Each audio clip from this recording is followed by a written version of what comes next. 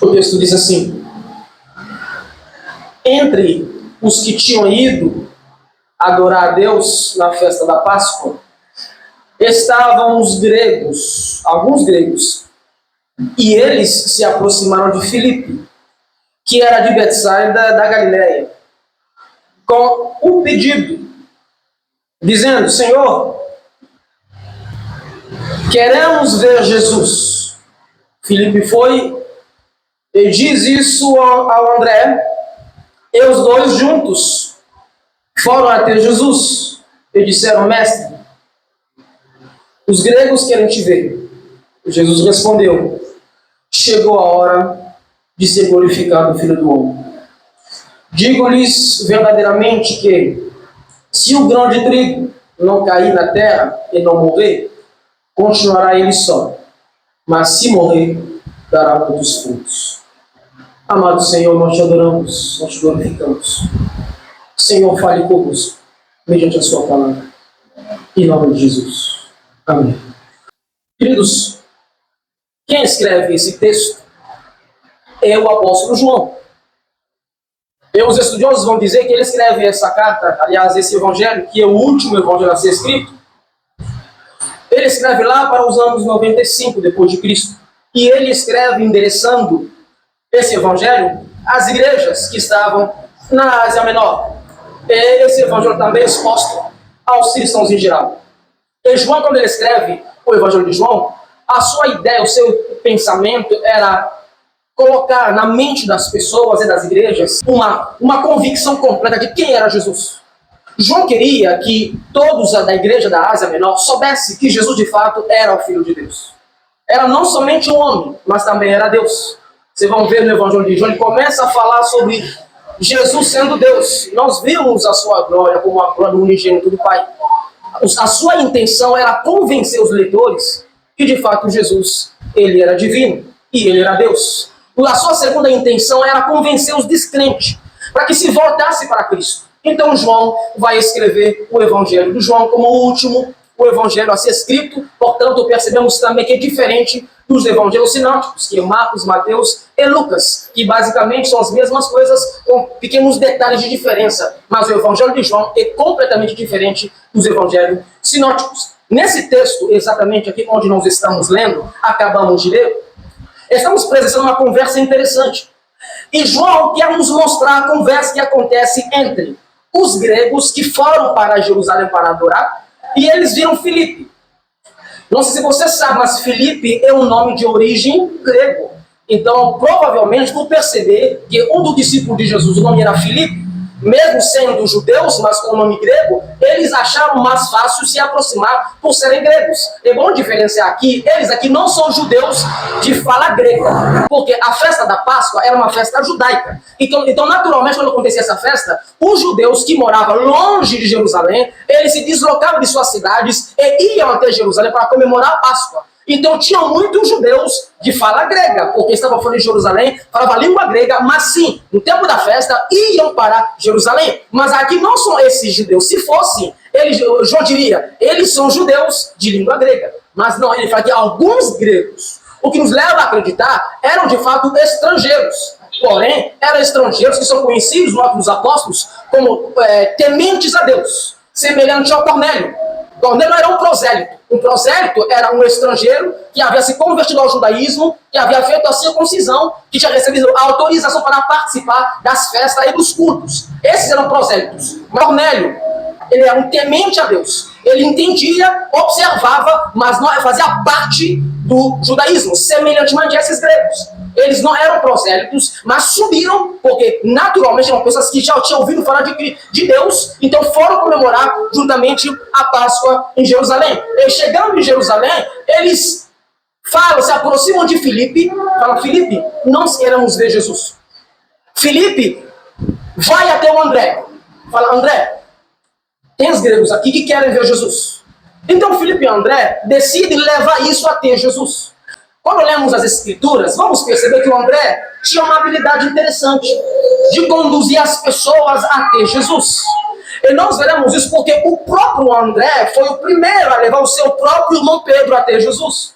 Quando André vai encontrar Jesus, quando ele escuta João Batista bradando, esse é o Cordeiro de Deus, André vai correr atrás do seu irmão. Pedro vai encontrar Pedro, vai levar Pedro até Jesus. E quando também os discípulos estavam no deserto, Jesus pregando, havia necessidade de pães, de alimento. Jesus perguntou: o que tem aqui? Foi André que foi achar um menino que tinha pão, pães e peixes. E foi o André que vai levar esse menino também até Jesus. Então Filipe, sabendo dessa habilidade e com certeza de André, então os dois chegam à conclusão: vamos até Jesus. Então, ao chegar até Jesus, Jesus vai dizer: então chegou a hora do Filho do Homem ser glorificado. Quando o doutor B.E. Kelson, ele vai ler esse texto, essa mensagem, quando chegando para Jesus, dizendo: mestre, os gregos querem te ver. A palavra ver aqui, o doutor Kelson vai dizer que essa palavra significa ter encontro. Quando eles disseram: nós queremos ver Jesus, eles queriam dizer: nós queremos ter um encontro com Jesus. Mas você se lembra que Jesus veio primeiro para os judeus? Então isso não soou natural nos ouvidos tanto de André como de Filipe. Por isso os dois foram até Jesus. Porque o que os gregos queriam dizer: nós também queremos ter encontro com Jesus, como vocês, judeus, tiveram encontro com Jesus. Então, quando eles ouçam isso, Deus vai dizer: então chegou a hora do Filho do Homem ser glorificado. Se você ler no Evangelho de João, capítulo 2, versículo 4, nós veremos o primeiro casamento que Jesus vai participar com seus discípulos, em Canaã da Galileia. Quando eles vão chegar lá, rolando a festa, a Bíblia diz que o vinho acabou. Então as pessoas foram dizer até Jesus, até Maria, que o vinho tinha acabado. E o que acontece? Maria vai dizer o seguinte: Jesus, o vinho acabou. Com a intenção de que Jesus fizesse um milagre. Por quê? Porque Maria sabia que Jesus era Deus. Maria sabia que Jesus era capaz de qualquer coisa. Então, para Maria, ali era o momento, era a hora, era uma oportunidade de Jesus mostrar quem ele era. Porque o anjo Gabriel, quando se manifestou para Maria, diz que Jesus era o Salvador, que ele era Emmanuel, que era Deus conosco, que ele tinha o poder. Então Maria pensou: é uma oportunidade. Jesus podia fazer alguma coisa. Mas ele diz: Maria, a minha hora de me revelar como Filho de Deus ainda não chegou. Em João capítulo 7, quando Jesus estava com seus irmãos, que eles não acreditavam em Jesus, mas na ocasião da festa da Páscoa, da festa dos tabernáculos, eles vão dizer: Jesus, já que você está fazendo tantos milagres, por que você não vai na festa dos tabernáculos e ali você manifestar o seu poder? Jesus vai dizer: a minha hora ainda não chegou. Eles vão subir para a festa e Jesus vai subir depois. Ele sobe e vai até o templo. É ali no templo Jesus começa a pregar. A Bíblia diz em João capítulo 7, versículo 30, que as pessoas ficaram furiosas com Jesus. Mas a Bíblia diz que não o prenderam, porque a sua hora ainda não tinha chegado. E veremos a mesma coisa em João capítulo 8, no versículo 20. O texto vai dizer: ele proferiu essas palavras enquanto ensinava no templo, perto do lugar onde se colocavam as ofertas. No entanto, ninguém o prendeu. Por quê? Porque a sua hora ainda não tinha chegado. Mas logo que Filipe e o André vão contar para ele que os gregos querem ter um encontro com o Senhor, então ele diz: então a minha hora chegou. E bom, entendemos que a expressão hora aqui não trata de cronos, não trata de 24 horas dos nossos dias, mas trata aqui de Kairos, da plenitude do tempo divino. Aponta para uma época, aponta para uma era, aponta para um momento, aponta para a ocasião preparada por Deus para que Cristo fosse glorificado. Deus, na sua soberania, havia preparado um tempo, um momento, uma ocasião, uma época que Cristo haveria de se revelar. Então, quando os gregos disseram que queriam ter um encontro com Jesus, Jesus diz, então essa hora, preparado pelo Pai para a minha revelação, chegou, para a minha glorificação, chegou. Portanto, a palavra glorificado, aqui quando Cristo diz, é chegado a hora do Filho do Homem ser glorificado, glorificado aqui aponta para o momento que Cristo seria revelado. Que Cristo seria conhecido, exposto. Já que os gregos queriam conhecê-lo, queriam ter encontro com ele, então isso foi como se fosse um gatilho. Então chegou a hora de me revelar, chegou a hora de ser exposto, de ser levantado, de ser apresentado ao povo. Agora, se Jesus já estava no meio aos judeus, se Jesus já havia operado milagres, se Jesus já havia curado, libertado os oprimidos, os próprios judeus já não criam nele, os próprios judeus queriam matá-lo. Então, para quem que Jesus iria se revelar? É claro para nós. Não era somente para os judeus, mas agora era para os não-judeus. Vocês lembram, o próprio João vai escrever no João capítulo 1, versículo 11. Ele vai dizer que ele veio para quem? Para os que eram seus. Quem eram os seus? Os judeus da sua descendência. Mas os seus não o receberam.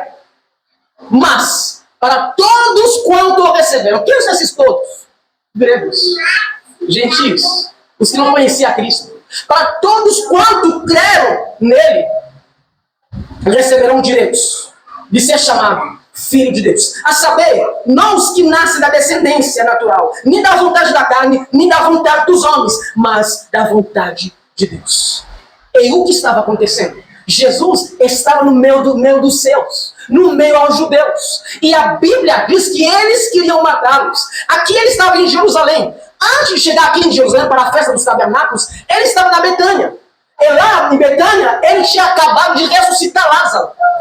E ele passou depois para visitá-lo. E ali a Bíblia diz, antes de ele partir para Jerusalém, entrar montado em um jumentinho, a Bíblia diz que Betânia estava cheia de pessoas. A multidão estava em frente à casa de Lázaro. Por quê? Porque Jesus estava em comunhão com Lázaro e com Marta e com Maria. E a multidão queria fazer o quê? Queria matar Lázaro e matar Jesus. Por quê? Porque o testemunho de Lázaro fazia muitos judeus abandonar o judaísmo e seguir Cristo Jesus. Então os próprios judeus não queriam Jesus. Eles queriam matá-lo. Eles queriam eliminá-lo.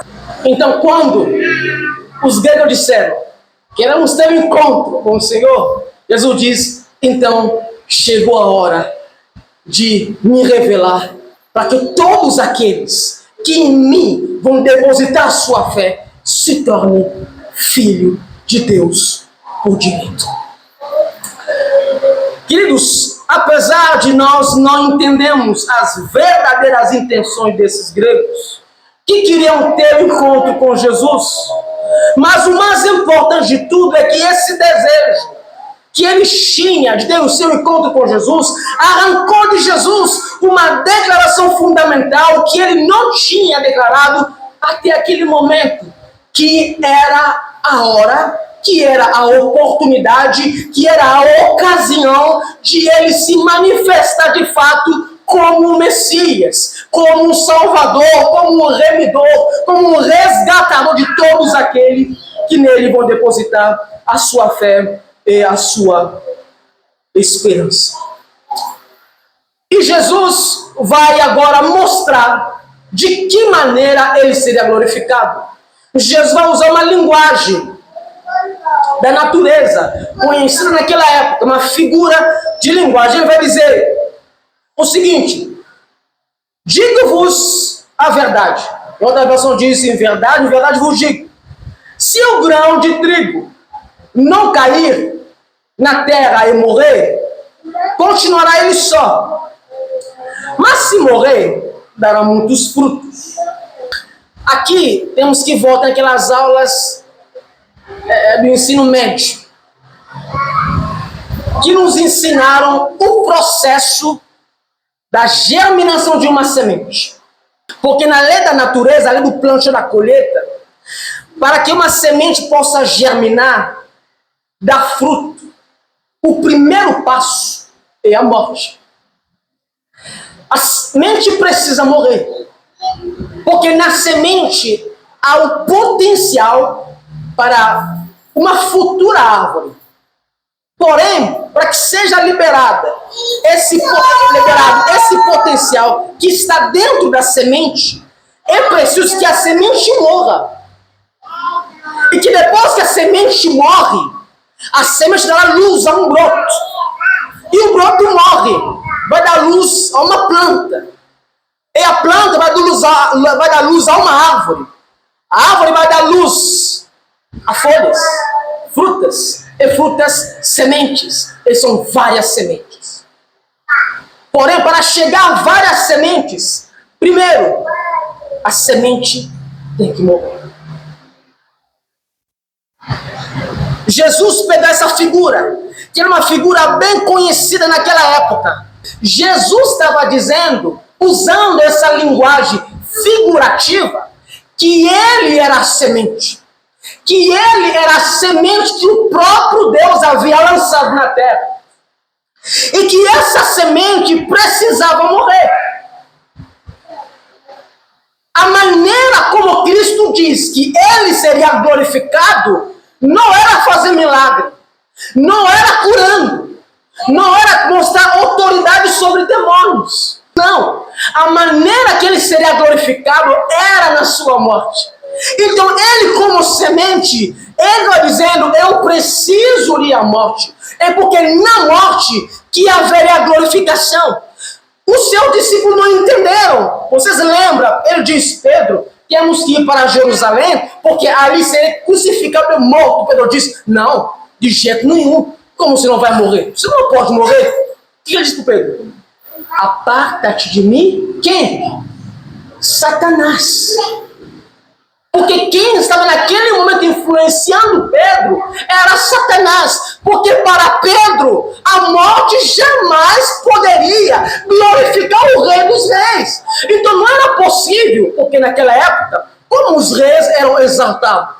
Com uma coroa. Como os reis eram exaltados? Com uma entrada triunfal. Como os reis eram exaltados? Com o povo curvando a sua cabeça, servindo-os. Como os reis eram reconhecidos pelas suas pompas, sendo colocados nos ombros do povo. É assim que os reis eram conhecidos. Assim que os reis eram exaltados. O que isso diz?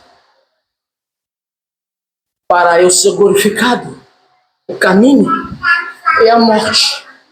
Eu preciso entender que ele era o único Filho de Deus, verdadeiramente na terra, um homem sem pecado, o único justo, puro, santo. Romanos 3:23 diz que todos pecaram e todos estão carecidos da glória de Deus. Jesus não.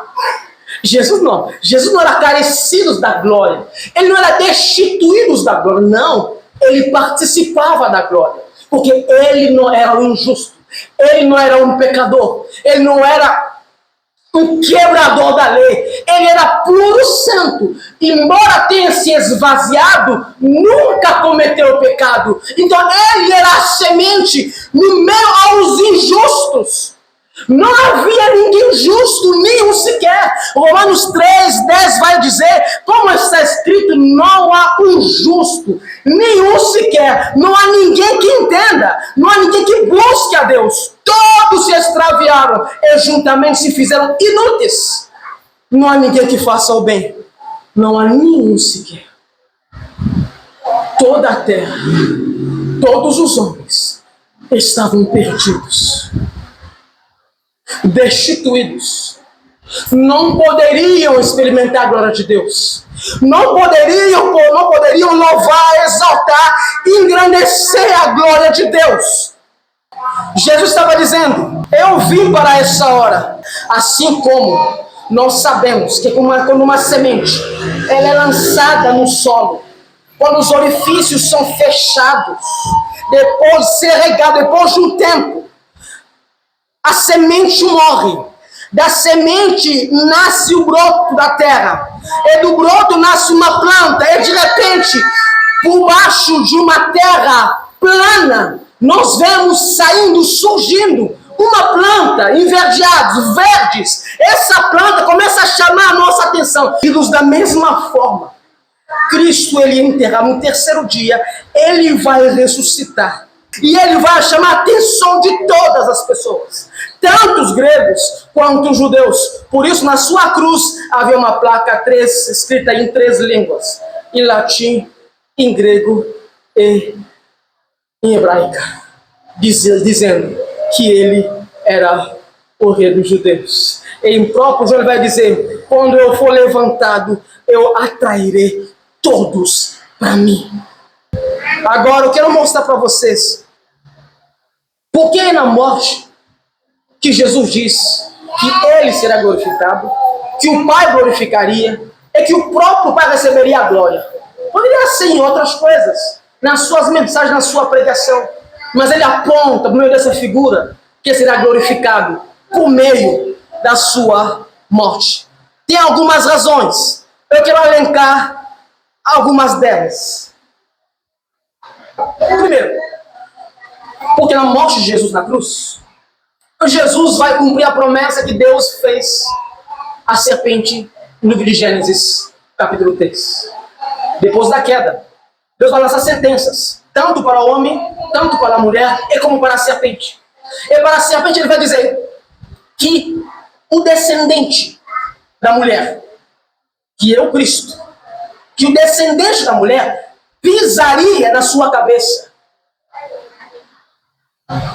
Só que, sem dúvida, Satanás não sabia como isso iria acontecer. Portanto, quando Cristo estava naquela cruz, crucificado, gemendo, o Salmo 22, leme, lama sabachthani, eu acredito que por algum momento Satanás acreditou que tinha vencido. Por algum momento Satanás acreditou que havia derrotado o Filho de Deus. Por algum momento Satanás havia acreditado que de fato ele tinha tido o sucesso que tanto esperava. Achou que tivesse vencido.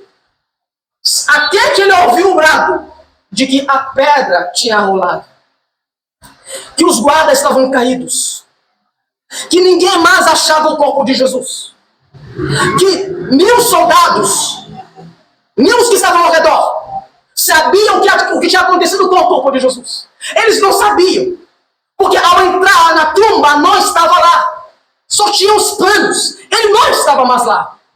É dessa maneira que o Senhor vai derrotar a morte, vai derrotar Satanás, porque até então a Bíblia diz que a morte havia reinado até Cristo. O que os homens temiam era a morte era o fim. Mas o Senhor, na sua morte, ele derrota a morte na sua morada. Ele derrota a morte na tumba. Ele não derrotou a morte longe da morte. Ele morre para que na morte derrotasse a morte. Então na tumba ele vence. Ele esmaga Satanás. Porque naquele momento ele cumpre a promessa de Deus e ele acaba com o poder da morte. Porque antigamente a morte era temida, porque era o fim. Mas naquele dia, quando ele ressurgiu, ele estava dizendo: a morte não é mais o fim. Porque agora a morte é o início de uma eternidade com Jesus. Não é mais o fim. Estava acabando com o poder da morte. Por isso ele será glorificado na morte. Será cumprindo a promessa que Deus havia feito. Ele será esmagando a cabeça de Satanás. Será sendo glorificado, triunfando sobre a morte. A morte não é mais o fim, mas a morte é o início de uma eternidade que jamais terá fim, com o nosso Senhor Jesus Cristo. Por isso, na morte, ele será glorificado. Porque na morte, ele venceria a própria morte que havia reinado até a sua revelação. O segundo ponto, porque na morte de Jesus, ele vai pagar pelos nossos pecados. Jesus morre para que os nossos pecados fossem perdoados. Para que cada um de nós fôssemos purificados das nossas impurezas. Nós veremos em Hebreus capítulo 9, versículo 22. A Bíblia vai dizer: e quase todas as coisas, segundo a lei, que lei? A lei de Moisés. Segundo a lei de Moisés, todas as coisas eram purificadas pelo sangue. Que sangue? O sangue dos cordeiros, que eram oferecidos no templo. Todas as impurezas eram purificadas por meio do sangue. Portanto, Deus vai dizer: então, sem derramamento de sangue, não há remissão de pecados. Sem que haja sangue derramado, não há como os homens serem perdoados. Não há como os homens serem salvos. Porque o salário do pecado é o quê? A morte. Então, sem a morte, sem derramar o sangue, não haveria como purificar nenhum homem. Portanto, era necessário que Cristo morresse para que os homens fossem purificados. E olha o que Apocalipse vai dizer. Apocalipse 5 vai dizer que no céu os homens cantavam. Os anjos cantavam no céu um cântico novo. E eles diziam: digno tu és de receber o livro e de abrir os seus selos. Pois foste morto, e com teu sangue fez o quê? Compraste. Com teu sangue compraste para Deus homens. Aqui está dizendo como Deus purifica os homens. Lembre-se, sem derramamento de sangue, não há remissão de pecados. Se não derramar sangue, não há como salvar, não há como perdoar. Então Cristo, depois de morrer, ressuscitar, ascender ao céu, a Bíblia diz que no céu, os anjos estavam cantando para ele, dizendo o seguinte: tu és digno de fazer o quê? De abrir os selos, de abrir os livros. Por que você é digno? Ah, você é digno porque você, pela morte, pelo sangue, quer dizer, Cristo derramou sangue, pelo sangue derramado por Cristo, tu compraste para Deus. Então Cristo, como semente, lançado na terra, que morreu pelos nossos pecados, na sua morte, ele compra para Deus. Quem ele compra? Os homens de toda a tribo, toda a língua, todo o povo e todas as nações. A maneira como Deus purifica, salva, perdoa o pecador é Cristo derramando sangue por eles. Por isso, só na morte Cristo será glorificado. Porque na morte ele derrama sangue. E por meio do seu sangue ele resgata os homens. Ele compra para Deus. Ele leva os homens à purificação. Ele leva os homens para perto de Deus novamente por meio do seu sangue. Por isso Gabriel diz: sem derramamento de sangue não haveria salvação, não haveria perdão dos pecados. Então, quando Cristo diz: Pai, em tuas mãos eu entrego meu espírito, ele estava pegando a escrita de dívidas que era contra nós. Ele estava rasgando. Ele estava dizendo: Pai, eles não te devem mais nada, porque com a minha morte eu paguei pelos seus pecados. Ele vai dizer: tetelestai, está consumado, está pago, não te devem mais nada. Por isso, somente na sua morte, Cristo glorificaria Deus, porque na sua morte, ele perdoa os nossos pecados. Na sua morte, ele nos purifica. Por isso, o mesmo João vai dizer, na primeira carta de João 1:9, se confessar os vossos pecados, ele é justo e fiel para vos perdoar. É o que mais? Para vos purificar de toda injustiça. Pelo sangue dele, ele teve esse poder, pelo sangue dele, de nos purificar, de nos justificar. Portanto, quando nos justifica, nos purifica, nós podemos entrar na presença de Deus. Por isso, precisava morrer, porque na morte que glorificaria o nome do Senhor.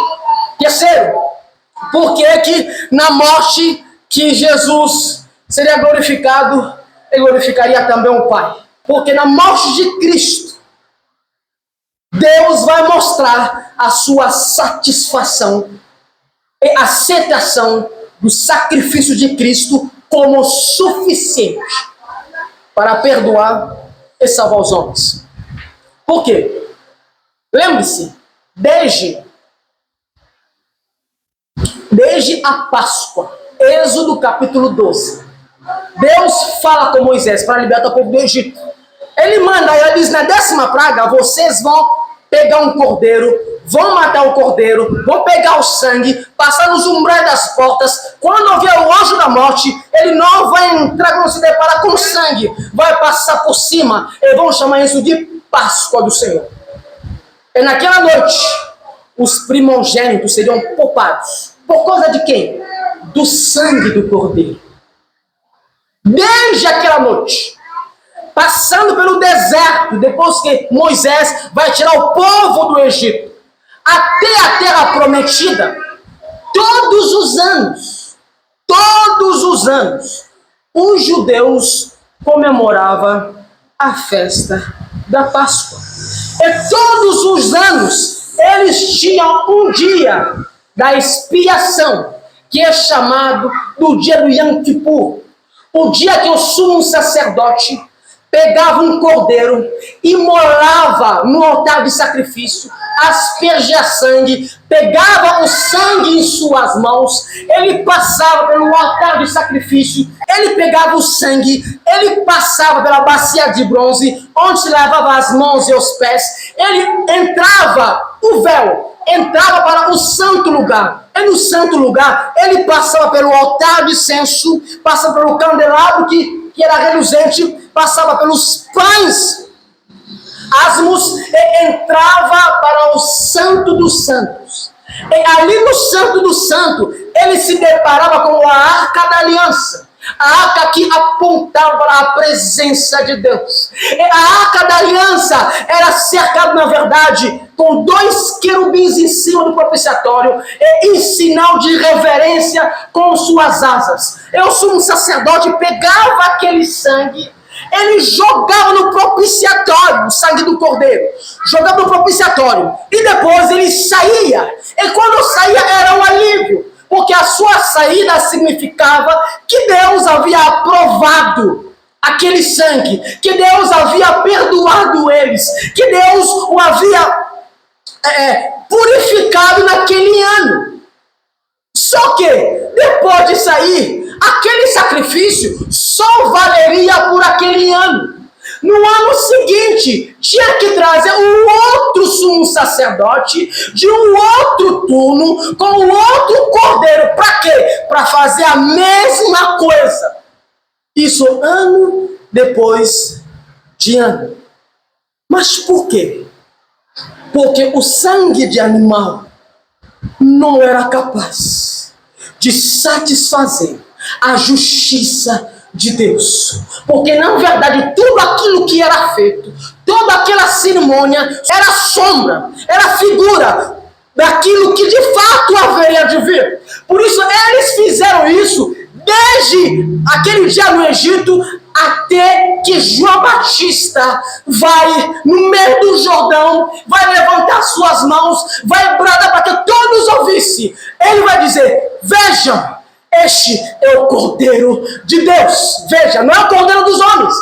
Esse é o Cordeiro que o próprio Deus mandou. Essa é a semente que foi lançada. Esse é o Cordeiro de Deus que foi enviado para tirar os pecados dos homens. Ele estava dizendo: esse aqui, ele vai ser o cumprimento das sombras do tabernáculo. Ele vai ser o carneiro que Deus apontou para Abraão no Monte Moriá, quando ele queria sacrificar Isaac. Esse é o verdadeiro cordeiro que recebia as mãos do sumo sacerdote e levava os pecados fora da cidade e vagueava. Esse aqui vai ser de fato aquele que foi prometido e que vai tirar o pecado dos homens, que até então era símbolo, figuras. Deus não era satisfeito, mas com esse aqui ele ficará satisfeito. Queridos, 3 anos depois, João Batista, só a cabeça, já decapitado. Agora, as pessoas passavam pelas ruas da cidade, fora da cidade, e olhavam para cima. O que é isso aqui? Ah, aquilo ali é o Monte Gólgota. Ah, tá. Mas aquilo ali em cima ali, aquelas cruzes ali em cima. Ah, não. É coisa dos romanos. Eles estão matando alguém lá. Mas aquilo ali no meio, quem é aquele ali? Ah, aquele ali é o tal do Cordeiro que vai tirar o pecado do mundo. Ah, meu Deus do céu, coitadinho dele. Não. Não, coitadinho não. Muitos de nós olhamos o filme com Mel Gibson, A Paixão de Cristo, ficamos: meu Deus do céu, coitado, que sofrimento. Não, coitado não, queridos, não, coitadinho não. Na verdade, Paulo vai dizer: na fraqueza, na fragilidade, isso não faz explodir o seu poder. Quando Cristo parecia frágil, naquela cruz, mas não chama de coitadinho não, porque naquela cruz ele estava esmagando, ele estava triunfando sobre Satanás.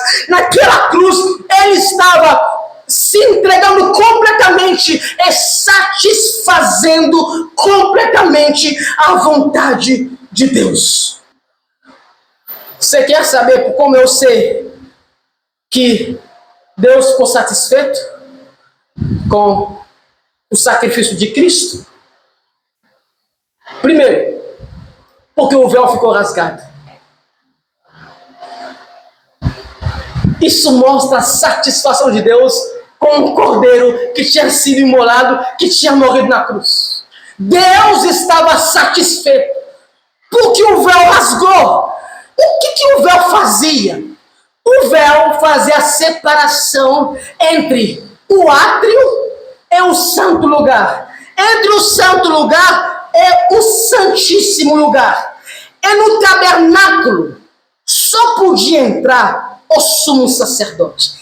Ninguém mais podia entrar. E no tabernáculo era feita toda a cerimônia simbólica para mostrar que Deus havia perdoado o pecado do povo. Mas quando o véu se rasgou de cima para baixo, o que aponta que não foi o homem que chegou embaixo, rasgou, mas foi de cima para baixo, e Deus que rasgou, não os homens, o véu se rasgou, apontava para o fim do tabernáculo, para o fim das cerimônias, para o fim dos rituais.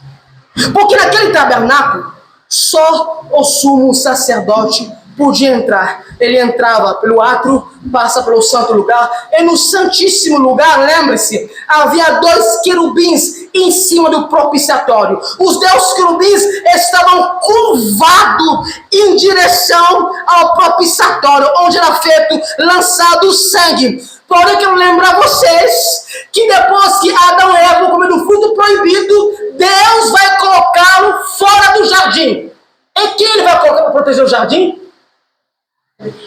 2 querubins, mas com uma diferença, com as espadas desembainhadas.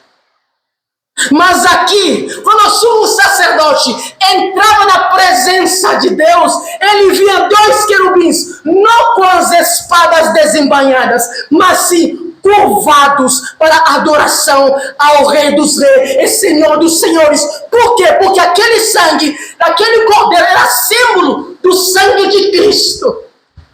E diante do sangue do Cristo, os querubins, eles se curvam. Quando o véu se rasgou, naquele dia, nós percebemos que o véu tinha o intuito de impedir que qualquer homem, qualquer cidadão, entrasse até a presença de Deus, porque seria fulminado. E quando Deus rasga o véu, Ele está dizendo: eu estou satisfeito com o sacrifício. Agora, todos podem entrar. Não precisam mais de outro sumo sacerdote todo ano. Porque todo ano o sumo sacerdote pegava o sangue de um cordeiro puro e levava até o propiciatório. Dessa vez, o sumo sacerdote não vai pegar sangue do outro cordeiro. O sumo sacerdote é o próprio cordeiro que vai entrar e vai se entregar. E o sangue dele foi satisfatório para Deus. Então Deus encerrou o templo. Deus encerrou as testemunhas, porque Deus está satisfeito. Ninguém mais precisa levar cordeiro, pomba, farinha, ninguém mais. Por isso nós não praticamos o judaísmo como muitos estão fazendo hoje. Você vê pastores pregando no manto, pastor usando o kippah. Para quê? Não tem mais sentido nenhum. Pastor, homem, chofar no culto. Para quê, meu amado? Pega o violão, pega qualquer coisa. Não serve para mais nada. Óleo ungido não serve para mais nada. Por quê? Porque o véu está rasgado. O fim da cerimônia chegou. Porque Deus está satisfeito. Não sei. Olha o que Hebreus 10, 18 vai dizer. Ora, veja bem, onde há remissão, quer dizer, onde existe perdão destes, onde Deus purificou pelo sangue de Cristo, onde Deus perdoou, onde houve resgate e remissão, não há mais necessidade de oblação, não há mais necessidade de sacrifício pelo pecado, tendo, pois, meus irmãos, agora ousadia para entrar no santuário, pelo quê? Pelo sangue de Jesus, pelo novo e vivo caminho. Novo por quê? O antigo caminho, o sacerdote pega cordeiro, mata, entra, é o antigo caminho. Qual é o novo? Cristo. O sangue de Cristo é o novo caminho. Por isso, não precisamos mais voltar àquelas práticas de levar pomba. Não. Cristo já morreu. Então estamos agora com um novo caminho. É vivo, atual. Agora, podemos. Querido, você não precisa nem de mim, gente. Você não precisa de mim. Você acha que pastor ora por mim? Se eu orar, Deus vai te ouvir. É só você orar. É só você clamar. Porque o véu está rasgado. Nós temos o sumo sacerdote no verdadeiro tabernáculo lá no céu, que está intercedendo por nós. Cristo é suficiente. Segunda e a última razão, para te mostrar que Deus ficou satisfeito com a oferta, com o sacrifício. Como eu sei que Deus ficou satisfeito? Dizem para mim, qual dos cordeiros, desde aquele dia no Egito, no Êxodo 2, até Jesus Cristo, qual dos cordeiros mortos ressuscitou? Nenhum. Cristo foi o Cordeiro de Deus, puro, santo, a semente. Ele é lançado e ele morre. E Deus recebe o seu sacrifício. Deus fica satisfeito.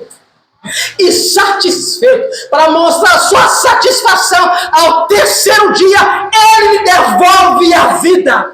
Olha o que Apocalipse vai dizer. Apocalipse 5. Mas antes, queridos, nós já vimos aqui sobre o Salmo 24, que fala: levantai por porta vossas cabeças, levantai por portas eternas, para que entre o Rei da Glória. Quem é o Rei da Glória? O Senhor poderoso das batalhas. Por quê? Porque estava subindo alguém que não tinha descido. Querido, lembre-se que os anjos não viram Jesus descer. Jesus, homem, não viram. Os anjos contemplaram de longe Jesus nascer com o homem do ventre da Maria.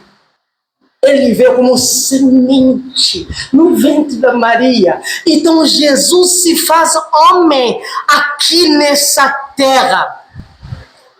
E quando no Monte das Oliveiras, quando ele está ascendendo ao céu, ele volta como Deus e homem. Não sei se você sabe, mas naquele dia no céu, nós veremos Jesus como ele era quando ele desceu, quando nasceu do ventre da Maria. Porque quem desceu foi a semente, o Espírito Santo. Mas quem subiu foi Deus e homem. Por isso, Paulo vai dizer em 1 Timóteo 2,5, porque há um só Deus e um só mediador entre Deus e o ser humano. Quem é? Cristo, o homem. Oh, aleluia. O homem não podia entrar na presença de Deus por causa do pecado. Foi expulso da presença. Mas agora as portas do céu vão se abrir. Levantai, ó portas, as vossas cabeças, para que entre quem? O Rei da Glória. Ele venceu na terra. Ele está ascendendo como Deus e como homem. E quando ele chega no céu, olha o que fala em Apocalipse. O próprio João Apocalipse vai dizer, Apocalipse 5, versículo 11, vai dizer: e eu olhei ao meu redor, e eu ouvi uma voz de muitos anjos ao redor do trono, e dos animais, e dos anciãos, os 24, e era o número deles, milhões de milhões, milhares de milhares, que com grande voz cantava. Olha a canção. Digno Cordeiro que foi morto, santo, santo ele é. Digno é o Cordeiro. Ele foi morto. Ele é digno de receber toda a honra, toda a glória, todo o poder, toda a riqueza, toda a sabedoria, toda a força. Ele é digno porque ele venceu, ele triunfou. Deus aceitou o seu sacrifício. Ao ascender ao céu, ele entra como o único sumo sacerdote, não mais como Espírito, mas como Deus, Espírito e homem. Ele sobe com sua união hipostática, 100% Deus, 100% homem, sem misturar suas naturezas. Ele está no céu e os anjos dizem que você é digno de louvor, digno de glória, o que demonstra que Deus está satisfeito. Digno de toda honra e glória. É ações de graças.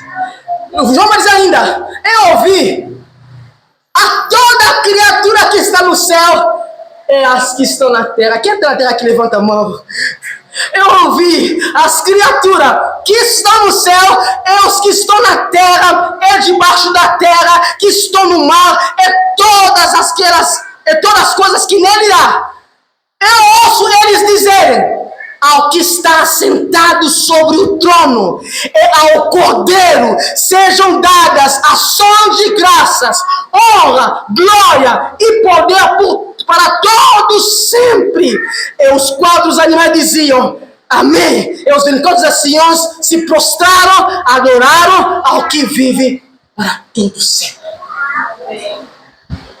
Não somente os anjos estavam satisfeitos, não somente Deus e os anjos estavam satisfeitos, reconhecendo que o sacrifício do Senhor era suficiente.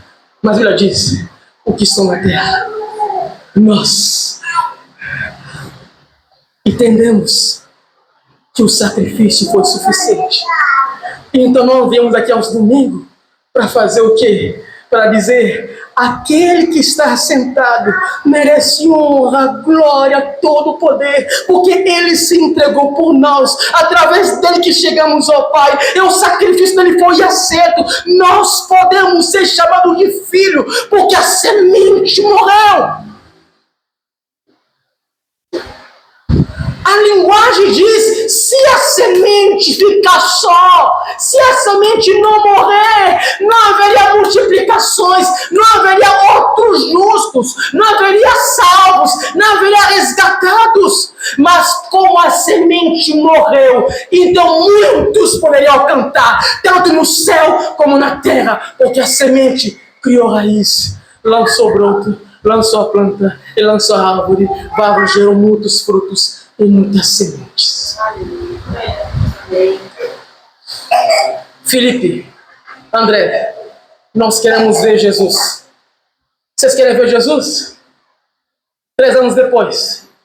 Gregos, olha lá em Gólgota, estava escrito: Jesus, Rei dos Judeus, em 3 línguas: judaica, latim para os romanos, grega para os gentios. Você quer ter encontro com Jesus? Olha naquela cruz. Olha naquela cruz. Por isso, Cristo não é glorificado nessas patifarias de revelações. Não é glorificado nessas curas empíricas. Curou, vai morrer. Não importa a cura, vai morrer.